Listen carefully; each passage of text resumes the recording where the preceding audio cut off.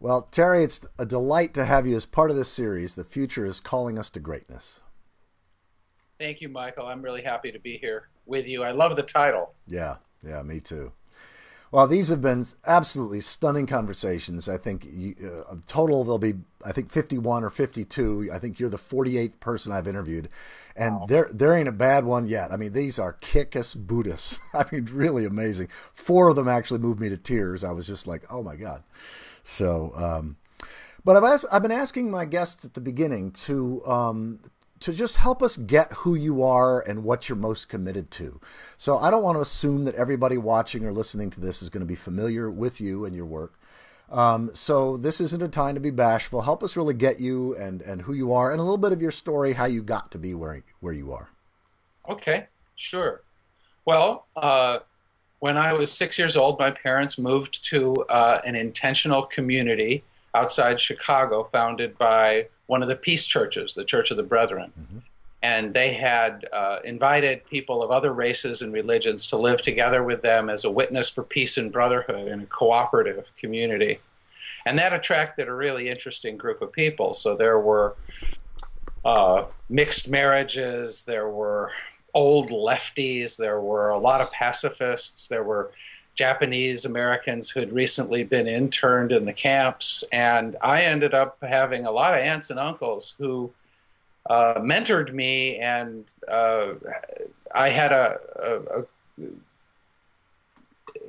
unique timing as well, because I was the kid in the generation that came of age right as the Vietnam War was hitting.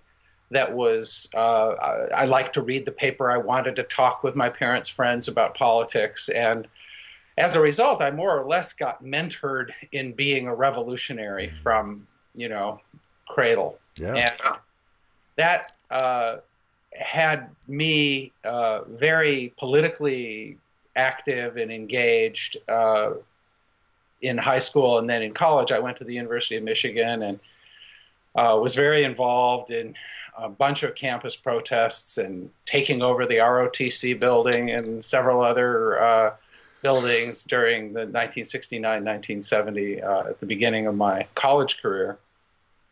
But then I began to realize that those of us who were intending to lead the revolution were confused and immature and arrogant, and that if there was going to be the kind of transformation I really wanted in my heart, the revolution really had to begin with me. Mm.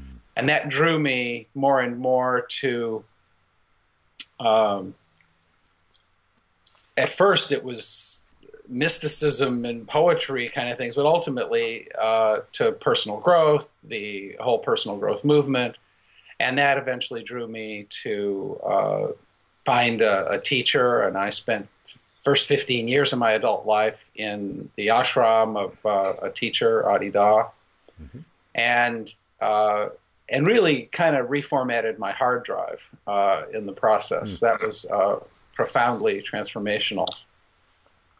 And yet my heart, still beat with the sense that my own transformation was in service of a larger transformation. Yeah. I sense that we needed to, I think I knew even very, very early on that I was living in a time that mattered, that there was somehow a disconnect between the business as usual mind of the public culture, which I now sometimes call the cult of this world, the consensus trance, the sleepwalking to Armageddon, or sleepwalking to, walking period, really. Just there was always a sense that, well, wait, we need to wake up.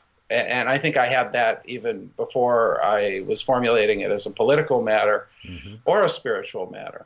But anyway, after my years in the ashram, as I emerged, I did, just in terms of my career, I spent 10 years building a business, which I sold. I had my time of becoming a productive member of society and raising a kid and paying a mortgage and all that. And then had succeeded enough that I was able to spend some time writing uh, a book which I didn't publish, but it was essentially on what my life is about. The title, the working title of that manuscript was Answering the Call of Our Evolutionary Emergency. Mm. And the subtitle, I'd say that was the subtitle. The title was The Terrible Truth and the Wonderful Secret. Because it's always been apparent to me that this is both an inner and an outer game. Yeah. And I think that my talents and my own capacities have suited me to help people find access to the nuclear powered level of inspiration and it's more than inspiration, it's empowerment that can come from our deepest hearts and our relationship with the mystery that is greater than our knowing. Mm-hmm. And it has been through that I've been working. What ended up happening for me was I brought that manuscript to the guy I respected the most in the world, of the philosopher Ken Wilber, and asked him his opinion. And his opinion was, hey man, we're going to do something great here. Join me and let's do it together.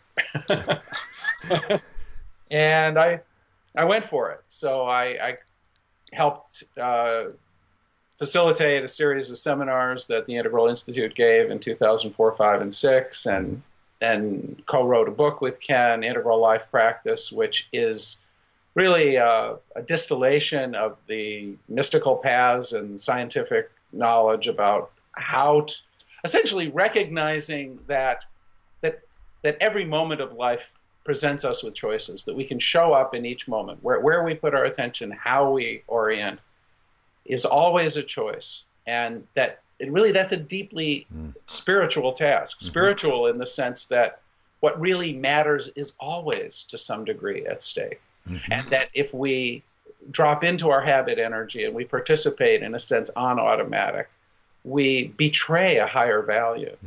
And that what it is to be truly alive is to be always growing, that you are always practicing something. In the neuroscience is the currency of our time, neurons that fire together wire together. That means that when you're vegging out watching TV, you're helping yourself tend to veg out and watch TV more. And when you're unconsciously participating in the moment, you're tending to make that happen more. Mm-hmm. And so this recognition, also it had to do with growing in my consciousness into a metasystemic view, recognizing that in the fabric of life, the world is not ruled by the rich and famous and powerful. That the responsibility for our planet doesn't lie with people like Barack Obama or Ban Ki-moon exclusively. It resides with all of us, or Bill Gates or Warren Buffett. It resides with every single one of us. The fabric is holographic. If there's to be any kind of a transformational change, it will be powered to some degree from the chair you're sitting in. Yeah. Wow, that's a great phrase. I love that one. And where is the way of waking up continually in each moment? Yeah. So that's what I teach. I teach integral life practice. It is an engaged practice. That is, someone who's truly doing the inner work inevitably finds themselves also doing the outer work. There's tended to be a bit of a split.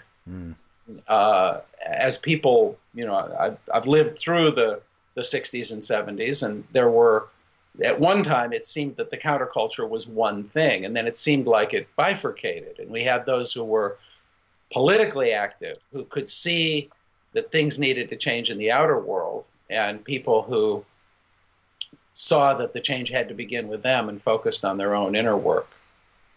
And it's been my experience and my deepening realization that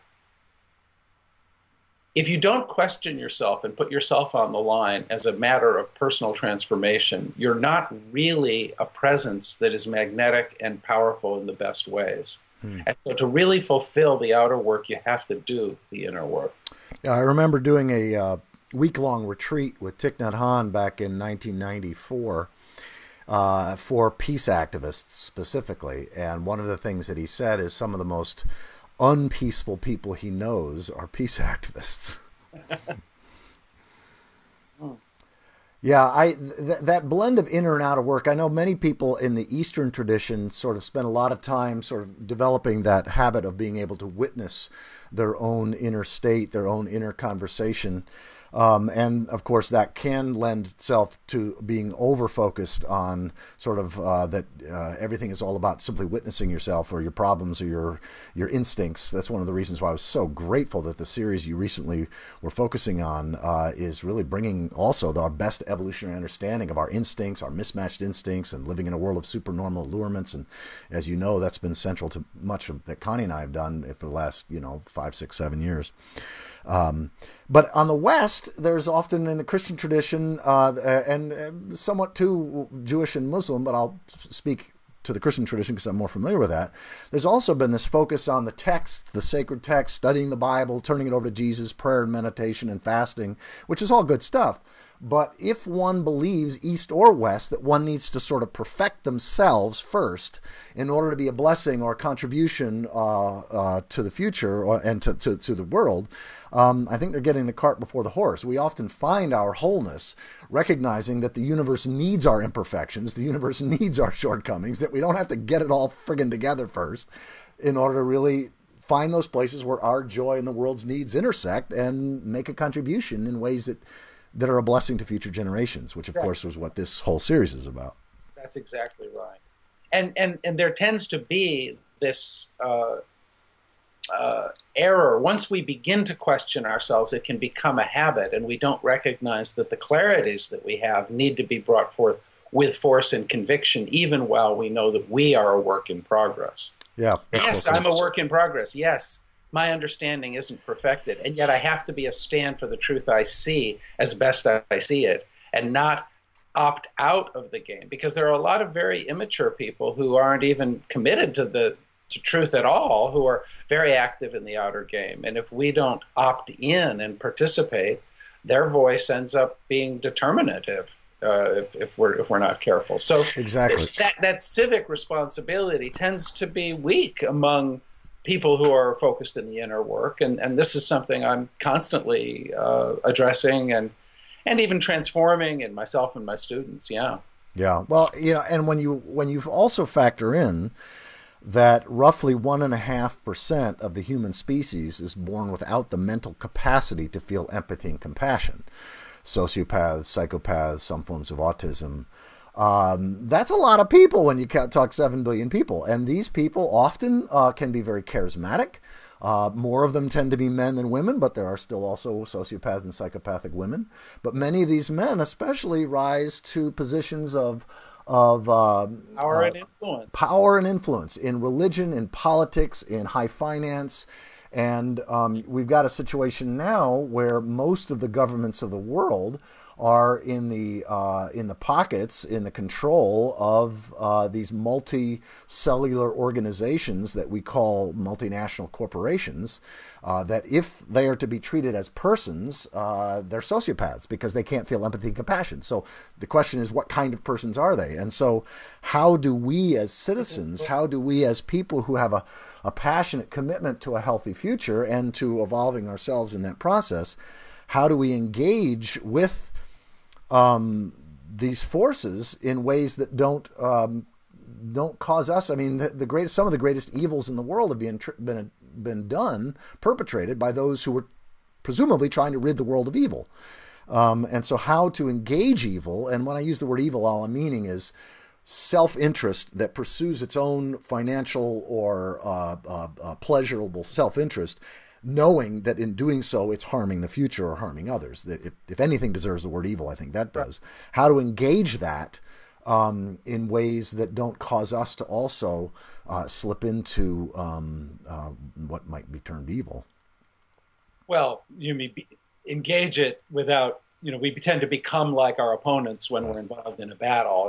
And so can we fight fully and freely and powerfully and prevail without becoming like that which we oppose. It's a big issue. Exactly, exactly. And you know, as Derek Jensen, who I'll be interviewing actually later today, is, you know, fond of saying, is that, you know, whenever the destruction happens, whenever we end this destroying of the air, water, soil, and life upon which we all depend, whether that's by economic collapse, ecological collapse, the work of brave men and women, or whatever, whenever that happens, those people in the future, 20 years, 50 years, 100 years from now, looking back, they won't really care what our motives were. They won't care this. They won't care that. They won't care that. All that will matter to them is, do they have clean air, clean water? Do they have a livable planet or not? Yeah. And that sort of reframes a lot of things. It's very important to keep those priorities clear. Yeah. And to come together. See, I think that the key here in the end, Michael, for us is forging a new way to be with one another and to be with really all people, including those who lack empathy and compassion, who seemingly are our opponents in this. The systems view of this pattern is one in which you have to search for the resources that are already right here at hand, the unused energy that's ready to come forward. And where is that? Well, one thing that I notice is that there's a fundamental goodness, a latent heroism even in every human heart. There's a willingness to step beyond self-interest in love and with courage and generosity that I encounter in people. There is a potential for us to get beyond our mistrust of one another and to begin to forge bonds of love and trust of a different kind. One of the things that happened in the breakup of local community and the fact that we didn't know, you know, we now belong to a networked world culture in which we don't know most people, and many of them are not very much like us. And so it seems that we've dropped to a lowest common denominator of the way we're related to other people. We can only trust humanity as much as we can trust all of the humanity we can see. And now we can see so much humanity, and so much of it is so different from our own experience that we drop into a place where it's as if we can't venture forth as fully from our hearts in our trusting relationships with others as we actually can. Because at a more local level, with the people that we actually can come together with, you know, instead of building the trust that is possible, we're kind of bumping up against the limits of what we can do on an international level.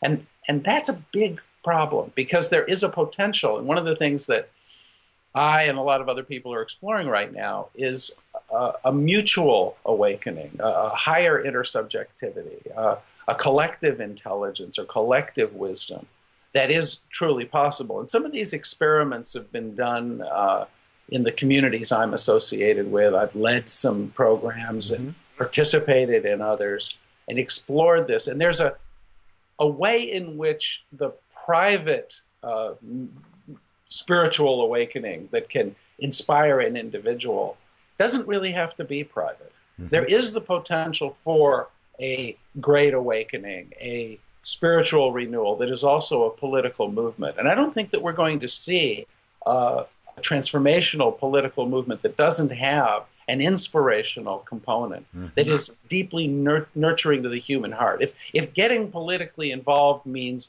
going to boring public meetings and talking angrily after having to wait your turn a long time, it's such a drag. Most people aren't going to do it. Right.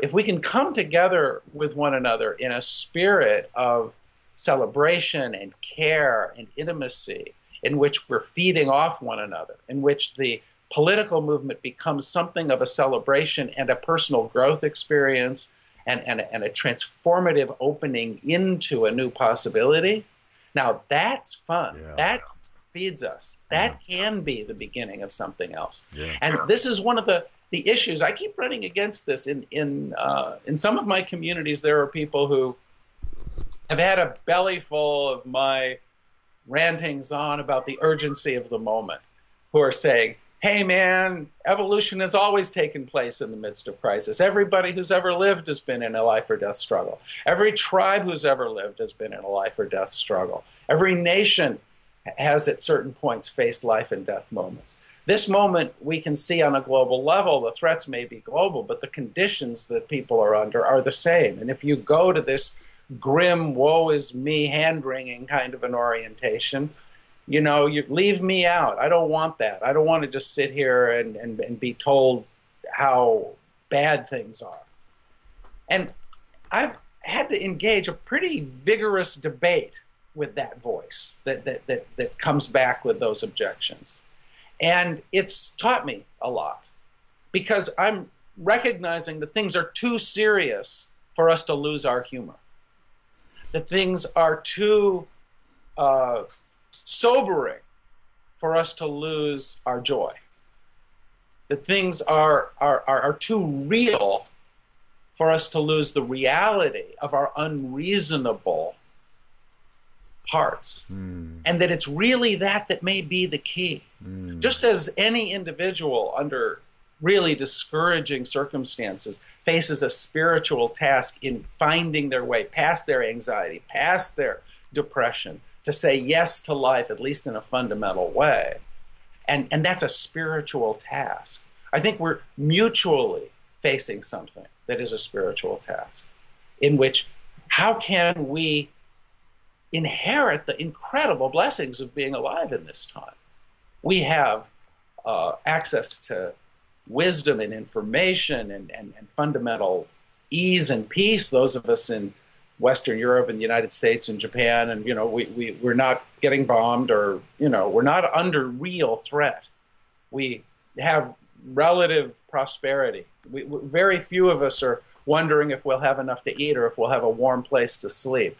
We have the potential to live such a great possibility. You know, if you go to a natural food store, you're able to eat qualities of food that really weren't available to most kings and queens a few hundred years ago. We're under such benign circumstances with the coming together of science, with all the wisdom traditions of mankind, and a conversation at a whole new level. With rational discourse. We're incredibly privileged, and not to live this possibility. In other words, we have a chance to live lives that are so fully expressed creatively and so meaningful. Because if the measure of a human life is our opportunity to participate in something that has significance beyond our own lives, then to be alive in this time, during game time, when it's all hands on deck, when everything is at risk, where everything that we love is on a real level threatened.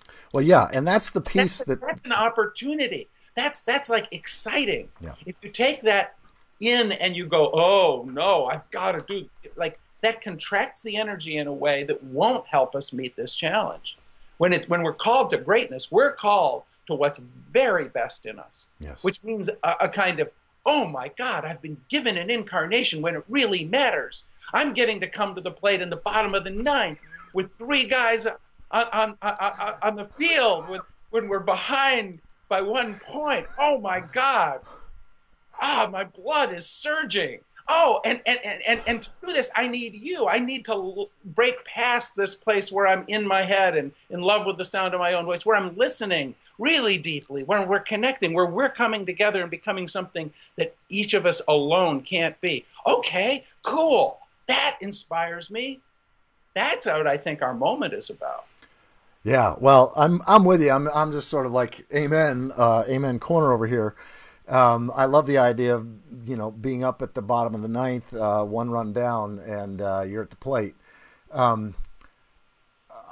The one thing that I wanted to say before 5 minutes earlier is that I too have had some very engaged, very spirited conversations. One knockdown, drag out fight with somebody in the integral community who I love dearly. So we'll go unnamed, but I feel that I'm seeing an evolution of the integral movement and the integral community as a whole, because it wasn't too long ago that my judgment would have been that many people within the integral community were still very much in what I would call, and what John Michael Greer and others have called, the myth of perpetual progress. The idea that we don't really need to be engaged in any personal way that costs us anything, because things are going to just keep getting better and better. I mean, after all, look at the last 100 years. Of course, that's sort of the opposite end of the myth of the apocalypse, which is we don't need to be engaged or contribute in any way that costs us anything, because the whole thing's going to hell in a handbasket, and I think I'm seeing this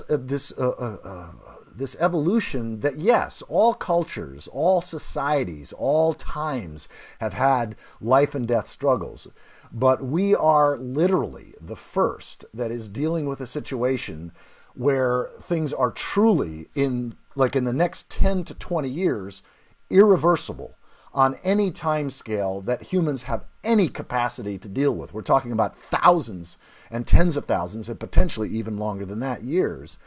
And that is new. That's new under the sun. We've never faced that before. We have never, people living in the year 1000 in Europe, if they didn't plant their fields because they believed that Jesus was coming back in the year 1000, so who needed to plant your field in the spring of 1000? They and their children and grandchildren may have suffered, but starved. Starved. Exactly. But people 1,000 years from then didn't suffer. Whereas what we do in the next 10 to 15 years will, in fact, impact the quality of life, not just for humans, but for billions of other animals and life forms for thousands of years. It's that irreversible that we're talking about. Right. Well, we're probably the first generations who've had the capacity to understand and think about that and Exactly. take it to heart in the way that we can. And not all of us can. This is one of the values that we get from the integral view, is an appreciation that part of our privilege is that we are thinking globally and metasystemically and in terms of 7 generations ahead in a way that was, the 7 generations reference comes from Native Americans, so it isn't as though this never happened before. Yeah, well, let's stay on that though. Desperate at a certain level, don't connect to the future. They're not feeling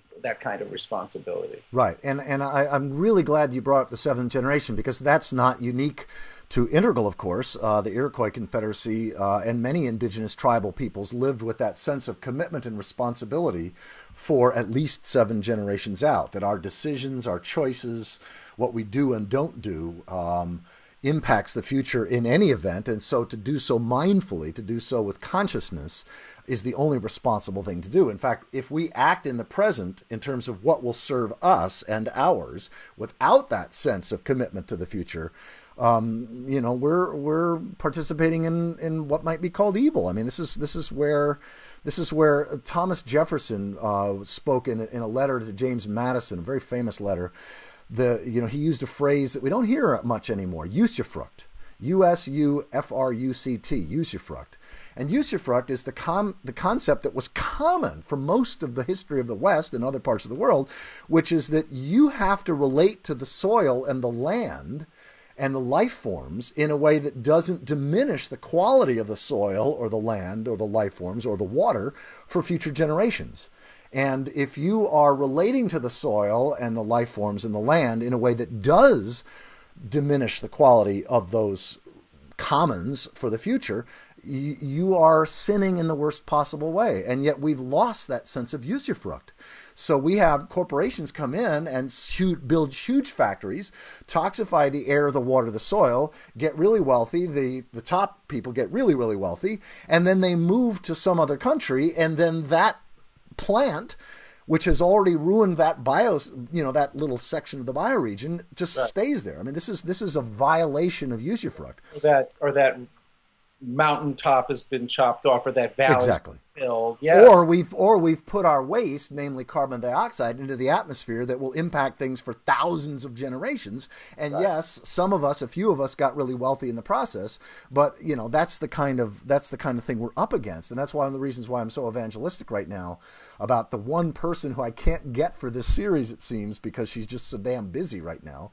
And that is Naomi Klein's new book, This Changes Everything, which I'm now telling everybody to read because I think it's the most important book I've ever read in my my life in terms of the timing right now. This changes everything. One of the things that I'm curious how you're dealing with this is that we have this gridlock in Washington, Democratic, Republican, red state, blue state divide. And in terms of the issues that we're focusing on here, the Republican Party has pretty much gone AWOL. And we really don't have allies on that side of the aisle. And yet, just weighing in a partisan way and not finding a way to reach that other side of our brothers and sisters in the United States doesn't really work. And yet I tend, I've been giving money right and left trying to keep the Senate from going Republican these last weeks. I am, I'm engaged, and for me, there's a sliding scale. That is, even though I don't really like Democratic Republican politics, I work hard to help Democrats have I understand. Significant power, because what happens in the short term matters a lot. Exactly. On the other hand, I try to upgrade the discourse and to do what I can to break the two-party monopoly, because clearly that's unhealthy as well. Yeah. In other words, you have to operate on multiple scales, and sometimes allocating your time and resources to the different important progressive causes that need our attention is tricky, and doing it in a way that is effective and yet not too short-sighted, because deepening polarization is not going to get us where we want to go. We actually have to transcend it. And there are very good arguments to be made that we're not going to succeed in this huge issue of global warming. And but it's not merely global warming. It's the sixth extinction. It's the fact that all the human institutions, international and national, are simultaneously in crisis. We're in a moment in which all of the buckwheat is hitting the fan at once. And that is only going to be met, according to certain analyses, from the right. Because Nixon could go to China. Yeah, that argument is strong. So how are you dealing with this? Well, I'm dealing with it with the recognition that our government, the United States government, and most of the governments in the world, and their corporate masters, because that's where we are now. The multinational. It is not. They will not voluntarily make the kinds of changes that need to be made to the unfettered, unregulated, capitalist, extractive economy. And so that's why most people, whether on, I interviewed Tim DeChristopher just the other day, and of course Bill McKibben in 350.org, interviewing Derek Jensen, the whole deep green resistance approach. I think Naomi Klein has nailed it. I mean, I can't encourage you too highly to read Naomi Klein's book, This Changes Everything, because it's both hopeful and it's the most honest book in terms of climate and the converging catastrophes of the 21st century, and economics, and how to build a worldwide, global, massive movement from the grassroots up to force the kinds of changes that we're not going to get because the corporate overlords of the world's governments are just not going to, it's not in their financial self-interest. It's just not. And how to do so as non-violently as possible. Because as Tim DeChristopher made the point, if you had to challenge Garry Kasparov on anything at all, set up a competition between you and him on anything at all, you wouldn't choose chess. You'd choose anything but chess, right? And so to challenge the corporate overlords in the realm of violence these are the most violent organizations that have ever existed. And so you're playing their game, Well, and, plus the breakdown of social order. Yes, exactly. And they will the first victims of it are going to be the most highly developed and sophisticated, but it's the salt of the earth, lower chakra strengths that tend to prevail under those conditions. Exactly. And so what our times are now calling for, are people that really haven't existed quite at this time in this way. I mean, Bill McKibben's playing an absolutely amazing role. In fact, so many of the people that I've been interviewing in this series are playing vital roles.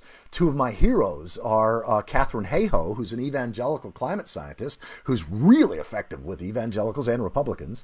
Bob Inglis, a Republican from South Carolina. I mean, there's some people on the conservative end that are just absolutely heroes and sheroes of mine. But what we need is, I think, a new Gandhi. We need a new Martin Luther King Jr. We need people who are the mythic prophets and putting their lives on the line and moral authority on the line. That's why I loved Kathleen D. Moore. We have to be those heroes. We do have to be. We have to be those heroes together. Exactly. The great line from Thich Nhat Hanh that the next Buddha may very well be a Sangha is quite relevant here, yes. Because I think maybe the next Martin Luther King, the next Gandhi, may well be a collective of us, yes. Actually coming together in a way we haven't done before. I think, yes. That our collaborating and having this dialogue, you doing this series, these are good things. But we're facing a koan. One of my core teachings is to look at this crisis as a Japanese koan, an impossible riddle. The koans are questions like, what is the sound of one hand clapping?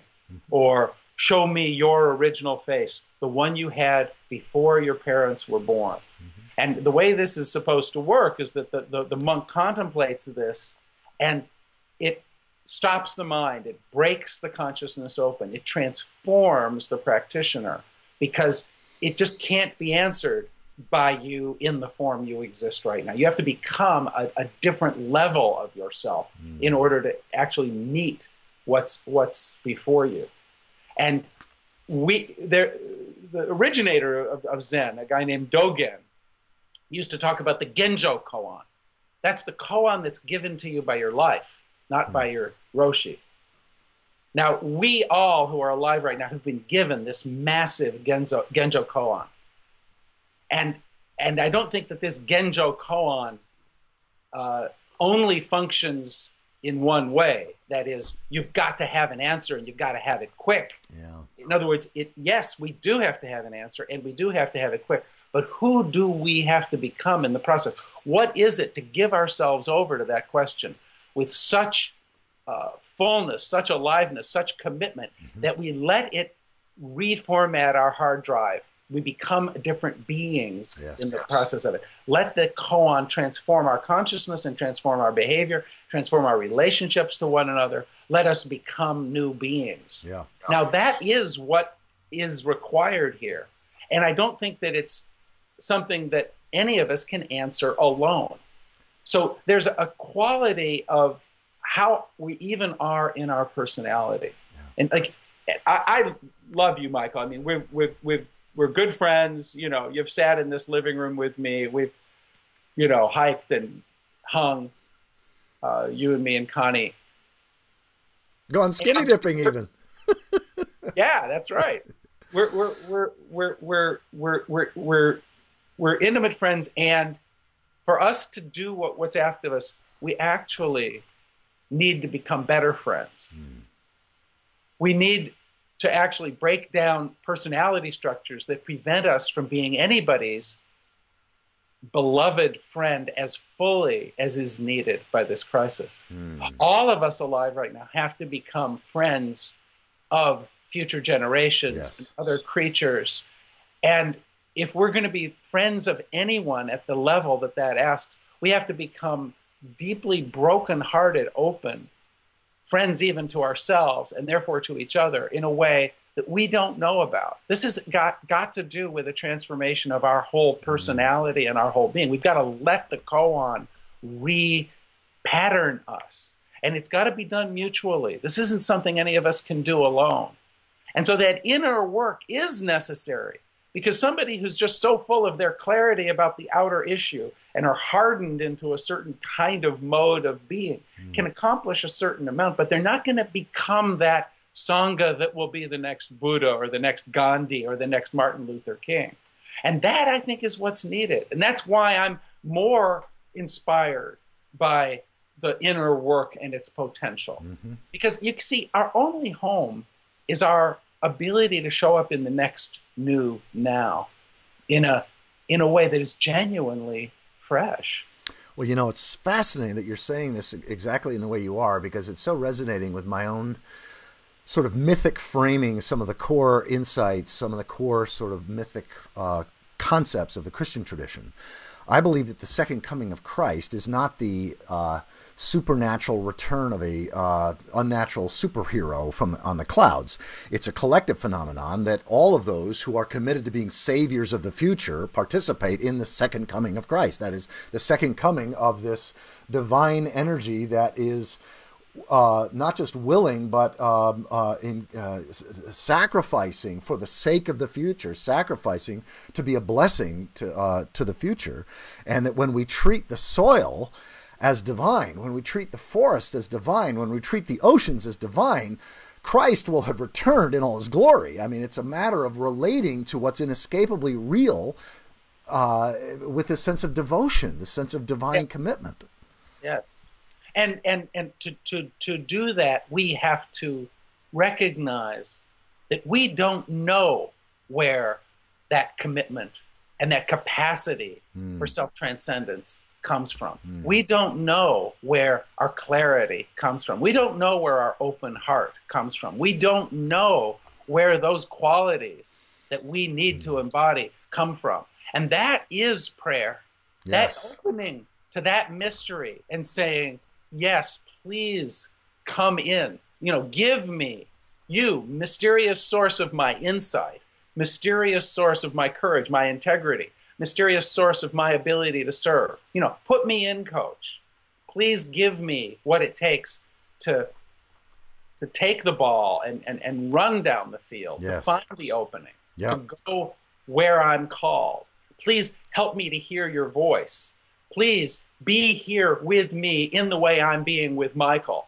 Please be here with all of us that we can break through and become that which is needed. And let us be committed to this in an unconditional way, such that no matter what happens, even if on our watch we pass some horrible point of no return that takes us to some ugly Mad Max destiny, let us be that which would have turned it around if it could have been turned around. Let us go down doing the good work.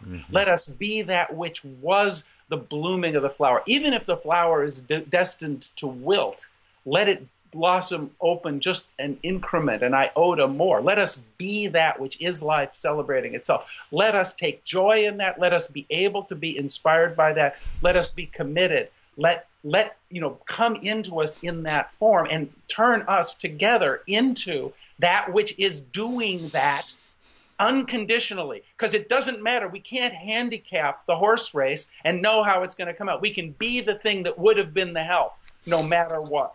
Amen. Amen, brother. You speak in my heart.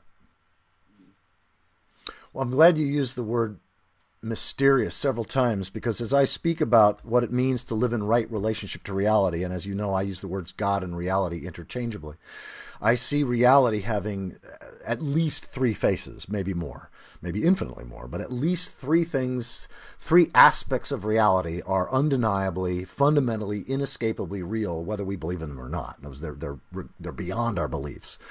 And that is, time is real, whether we believe it or not. Clearly, the present moment is real. 13.8 billion years of creativity is real. And if we act as if the future is not real, we're going to condemn the future. So time is real, whether we believe it or not. Nature is real, whether we believe it or not. Our inner nature, our outer nature, our social nature, and our interpretive nature. So nature is real, regardless of our beliefs. But mystery is also real. Not just the realm that we don't know, but the entire realm that we don't know that we don't know. And what is it to be in a personal I-thou love relationship with time, nature, and mystery? Whether you think of mystery in transcendent terms or not, it doesn't matter, but it's still beyond anything we can know, think, or imagine, and always will be. And you just modeled beautifully that sort of I-thou relationship to the mysterious source of our hope, our inspiration, our very consciousness, and everything else. And that to the degree that we attend to any of those, I think we are also attending to the other two. Wow. Thank you. I love that. I love that. Time, nature, and the mystery. Beautiful, Michael. Well, Terry, this has just been an awesome conversation. Just two other questions that I just want to ask. One is, how do you personally? Now, some of this obviously you've already covered, but just coming at it from another angle, which is, in the face of some really, really scary stuff, peak oil, climate change, overpopulation, species extinction, the growing gap between the rich and the poor, and on, the acidification of the oceans. How do you stay inspired to be in action? What wakes you up on a daily or weekly basis to do the work you do in the face of some really scary stuff? For me, it is trusting the next new now. It is recognition that we're running downhill fast. When you're running downhill fast, you're falling. You're always falling. All you can do is pull the next leg out in front of you to catch the fall long enough to stick the next foot in front of you and catch the next fall. And that is, the new moment is always coming, and it is always fresh. It's asking something unique of you in every moment. Some moments it's asking for creativity or energy or expressiveness. Sometimes it's asking you to shut up and listen. Sometimes it's asking for humility. Sometimes it's asking for commitment. It just, who knows, clarity, discernment. There's so many virtues. Mm-hmm. And if you come at it, with a hammer, thinking everything is a nail, with one strategy, you're deadened. So for me, the recognition of the total aliveness, the Tao, and the fact that yes, we're in crisis, and somehow the mystery of being has brought me into this moment as a committed and growing heart. And the aliveness of how I'm unfolding. I'm in an ecstatic relationship to the mystery. Amen. I'm amazed at the bounty of one moment of this incredible conscious embodied existence is a grace beyond imagining. And so I'm letting that wonder always be there for me. And then seeing, oh my God, everything I love is threatened. Well, of course, I want to be here. Yes. I want to be with that in the best way I can. And I can see that I need, even though I am living my commitment in all the ways I know how to, bringing my unique capacities to bear as creatively as I can, I have to do much better. Like the crisis makes the enormity of what's asked of me so apparent. But that gap, you might say the half-emptiness of the glass, only makes the opportunity of growth, the endlessness of that opportunity of my own growth into goodness, more alive and delicious. It just makes me kind of see, okay, everything is asked of me. Yes, okay, mystery, thank you, I'll go for it. So that is powering. Yeah. That is what gets me going. That's awesome. That's absolutely awesome. All right. Last question, totally off the wall. I've been asking it to everybody. I haven't let anybody know ahead of time that I was going to ask it because I want it to be a surprise. Actually,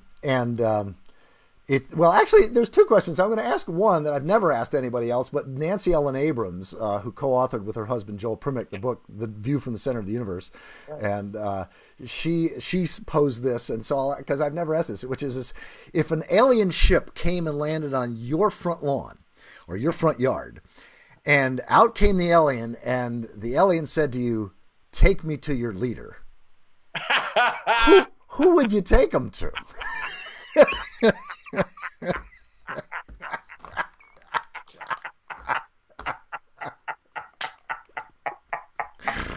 Well, you stopped my mind with that one. I don't know how I'd answer that myself, to be quite honest. No idea how to answer.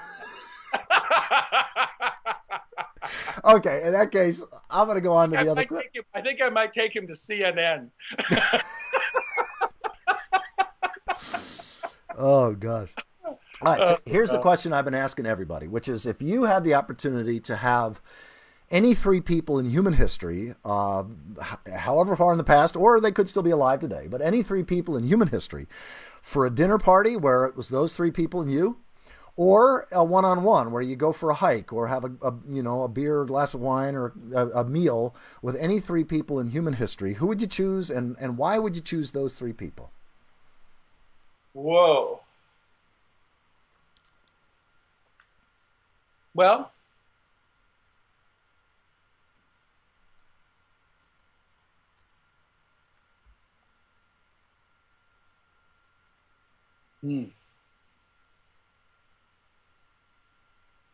it's interesting, Michael. I have a feeling that I'm going to have that dinner with the right people, and they're going to be alive right now. Because the unique challenges of now aren't going to be solved with the heroism that transformed the world at a time when it was less complex than it is now. So I would want the heart and the vision of Jesus Christ, the sacrificial, transcendent goodness. I would want to discourse with the incredible wisdom and peace of Gautama Buddha. I would want to feel the kind of social commitment and transformative force that transformed the world with Martin Luther King. I'd like the balls and power and fucking gonads of Genghis fucking Khan. I'd want to talk with a lot of energies from the past, yes, in a way. But I think the conversation is now. Yeah. I think the conversation is in a moment. I'm actually going to take on board from your asking me this question the commitment to become the person who belongs in that conversation, wow, with the other people who are belonging in that conversation, because we need to have that conversation. Amen. Wow. Great response, brother.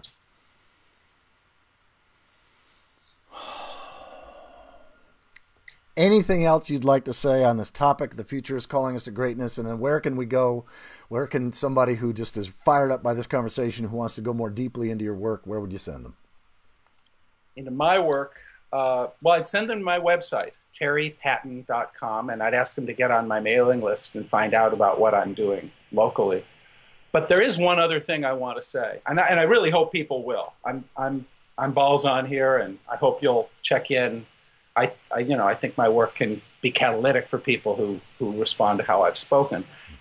And you're white hot, dude. This has been a blast having this conversation with you, and I just want to thank you. My day is fuller for having had this conversation. You've been right here with me in a beautiful way. And you were great before, but something's coming alive through this process that's beautiful, brother. I'm really happy to see you in this shape.